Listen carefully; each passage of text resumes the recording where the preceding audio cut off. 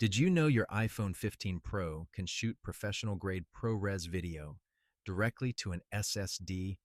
Today, I'll show you how to turn your phone into a cinema camera in under 5 minutes. First up, the Neewer iPhone 15 Pro cage.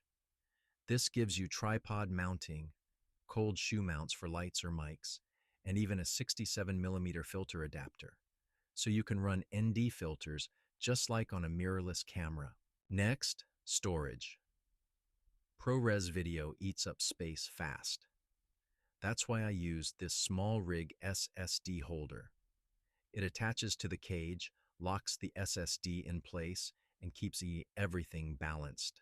This is the SSK 1TB SSD, fast enough for ProRes 422 HQ at up to 4K 60.